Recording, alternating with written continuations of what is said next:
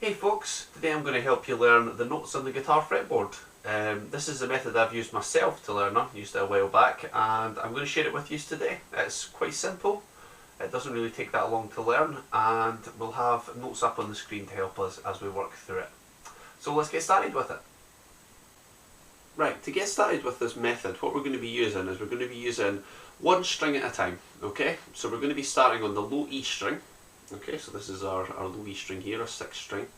And we're going to work our way along it learning the notes. Now we're just going to use a specific set of notes which I'm going to set out for you. Okay, now most guitarists, when they start off, are pretty much self-taught. Unless you're a classically trained musician or maybe a jazz musician, you'll probably not have much sort of idea about notes on the fretboard. You maybe know the odd note from playing a chord, like say maybe a G note here, or all the open strings, you'll know those. But finding these notes along the fretboard, that becomes quite difficult for some people if they've been learning themselves for a while and then they've suddenly got to jump into these notes. Okay, so we're going to make this as easy as possible. Now, this is going to help you, just so you know, this is going to help you with, say, finding the chords that you want to hear, say like bar chord versions or like nicer voicings of chords, and it'll also help you understand where to play your scales and arpeggios. Okay, so this will be handy for a rhythm and a lead guitarist. You both find this will help you. Okay, so the first thing we're going to do is we're going to put a little tab up on the screen, and it's going to be of the E string.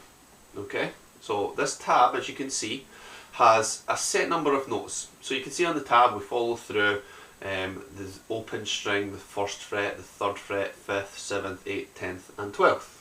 Okay, now this is actually going to give us a scale, but we'll not worry too much about that scale. Okay, it'll give us an E for G in scale, which is kind of a nice sound, but we're just going to be focusing on which notes we're actually playing as we go up. Okay, so you can see above the tablature we have the music notation and we have the notes written out that we are playing as we move along. Okay, so these notes are, starting with our open string, are an E, an F at the 1st fret, a G at the 3rd fret, A, 5th fret, B, 7th fret, C, 8th fret, D at the 10th fret, and the 12th fret is back to E again. Okay, so those are what we would call the natural notes. Okay, so our natural notes are notes that don't have any sharps or flats. Alright, so all these notes together work up from the 0 to the 12th. Okay, and we'd call this moving from one octave to the other. Okay, now oct, as you'll probably know if you know anything about shapes like octagon or anything like that, an octave means 8 notes from your start point. So your first note is an E, and you're going to work up 1, 2, 3, 4, 5, 6, 7, 8. So when you reach that 12th fret, that's you reach the octave or the 8th note. And the octave's always the same note as what you started with. So say you had an E and you were playing the octave of an E, it would just be another E but a higher or a lower version. Alright, so these notes moving along, just having these under our fingers is really helpful. So the E, that's quite an easy one, that one. The F at the 1st fret, if anyone's ever played, say you played an F bar chord, like that sort of idea, you'll know that this root note here, this F, is the basis of the chord, and we build around that. The same would work for everyone who probably know a G here. You play a G, our root note is the G here, and we build all the notes of the chord from that root note. Okay, same would apply for say like a minor or any other like sort of chord moving along the way. Okay, so 0, 1, 3, 5, 7, 8, 10 and 12. Okay, that's our notes that we need to learn, and that would be E, F, G, A, B, C, D and E. And if you think about it logically, all it's doing is it's going through the musical alphabet, starting on E and also finishing on E. So E, F, G, then it goes back to A, B, C, D, and then finishes on E there like that. Okay? Now, the reason we're not going up every note, say like E, F, F sharp, G, G sharp, A, so on and so forth, is that that's going to take a lot of effort to learn 12 notes, whereas we can cut it down and just learn, say, maybe 8 or 7, okay? So, what you can do to fill in the gaps with these notes that we're learning at the moment is just to add a sharp onto any one where there's a space. Okay, so between the E and the F, there's no space, okay? And that's because E sharp does not exist. We don't play an E sharp. And you'll also notice from the B to the C, there's no spaces, so you'll get no B sharp, okay? We just go straight from B to C, okay? But all the other notes in between, we can add either a sharp or a flat, okay? Just depending on what key you're in. I'm going to work through these in sharps, okay? It should be quite easy for you to work through in sharps. So what's going to happen is if we know the E's here and the F's here and the G's here, if we want to fill in this gap at the second fret, all we'll do is we'll sharpen this first fret note. So the first fret note is an F, you'll sharpen it and it'll make an F sharp. Okay, so E, F, F sharp, G. Now you'll notice there's a gap between the G and the A, like so. Okay, so obviously you'll sharpen this third fret note and I'll make a G sharp. G, G sharp, A. Then from the A to the B there's also a space, so you'll probably guess it's going to be A sharp, B, straight to C, a gap from C to D, you'll play C, C sharp, D, and then there's a gap from D to E, so there'll be another sharp, D, D sharp, and E at the end. Alright, so if you remember these natural notes, the 0, 1, 3, 5, 7, 8, 10, 12, just on that string, just practice it through. What you'll do is you'll have a good basis of where those natural notes are. And then if you do want to find a sharp note, all you do is you fill in the gaps. Alright, it's as simple as that.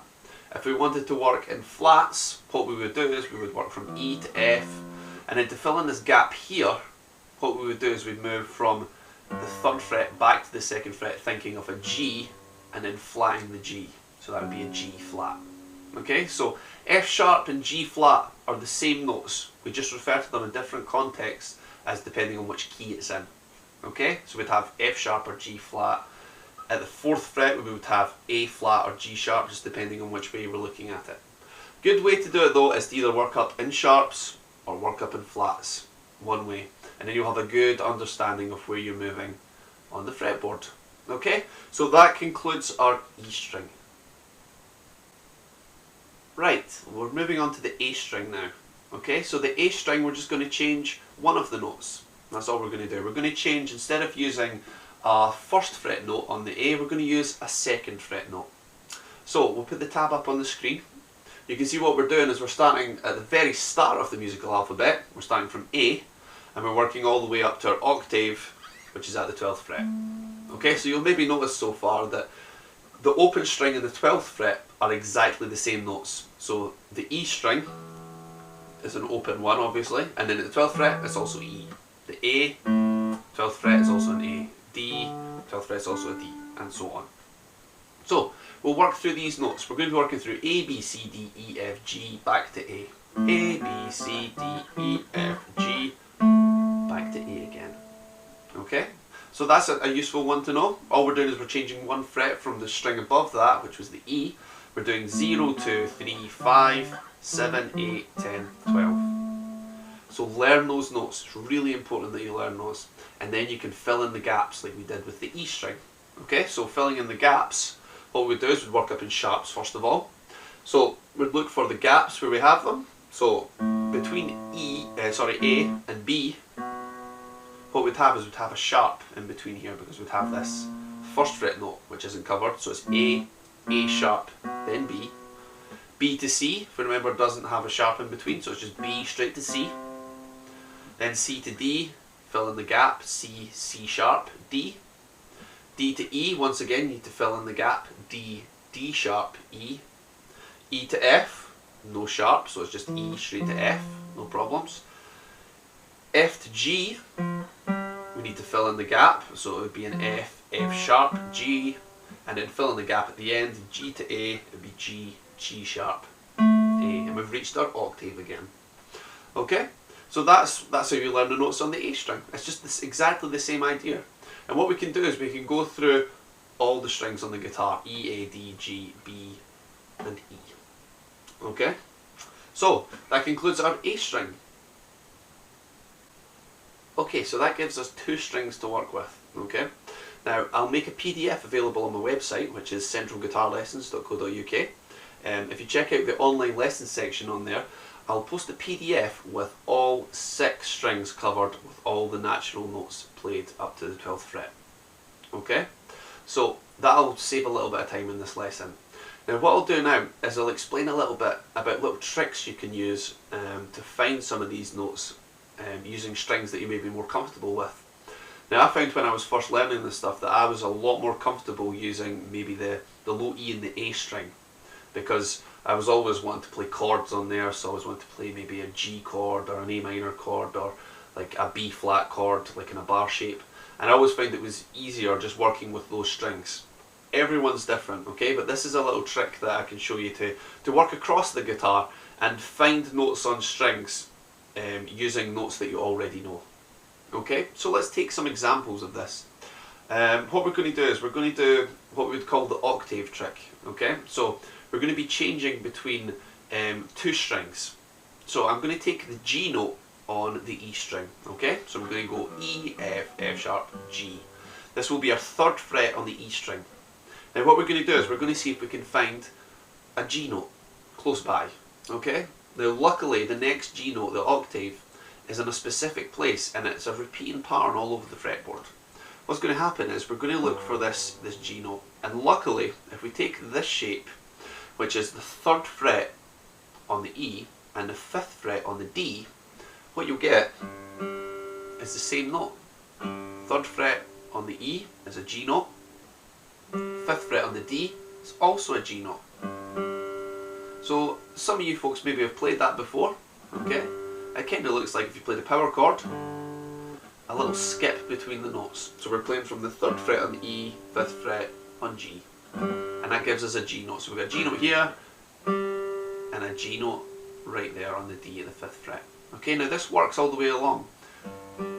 So if we played through the scale that we had before, the little scale moving up, 0, 1, 3, 5, 7, 8, 10, 12 from the E string, what you'll find is if we find this note that's 2 notes ahead on the D string, you can work out what the notes are on the D string as well. So the open E will work with the 2nd fret on the D. So that's an E note, 2nd fret on the D is also an E note. Play them together, you'll get that sound. So you've already got 2 E's that you can easily find. Using the 1st fret, which is an F note on the E string, the 3rd fret on the D is exactly the same note. So these are 2 Fs. E, F, keep moving this shape along. G is 3rd fret on E, 5th fret on D. A would be 5th fret and 7th fret. 7th fret and 9th fret would be B. 8th and 10th would be C. 10th and 12th would be D, and to finish off, E would be 12 and 14. So you can see there's always a 2 fret difference between the note on the E and the note on the D. So this gives us easy stuff. Now what we've done is we've learned the E string and the D string just using a simple octave trick. We can also use this trick on the A string as well. So if we move down to the A string, our open A string will fit with the 2nd fret on the G. These are both A notes, okay? And then we can work along our little pattern that we had on that string, which was 0, 2, 3, 5, 7, 8, 10, 12. Okay, that gives us 2 notes. That gives us the notes on the A string and the notes on the G as well. So that's A, B, C, D, E, F, G, back to A again. Okay, so using just that little octave trick, what we can do is we can suddenly work out notes on strings that we're maybe not so sure about, just using a gap of 2 frets. That's all it is. Really, really simple stuff. Now, it gets a little bit trickier when you get down to the D and the G string, if we're trying to find the notes like further down on the guitar.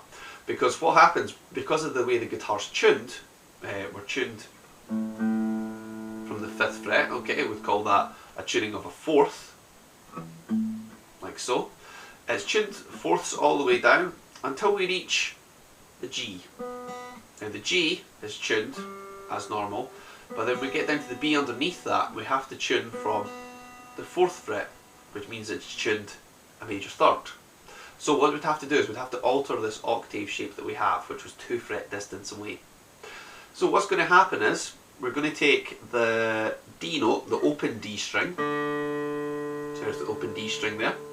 And here's where the octave note's going to be. It's going to be 1 fret ahead of where we normally would be. It's going to be the 3rd fret on the B. So what's going to happen if we're moving along these notes is that we're going to have to make a bigger skip as we go.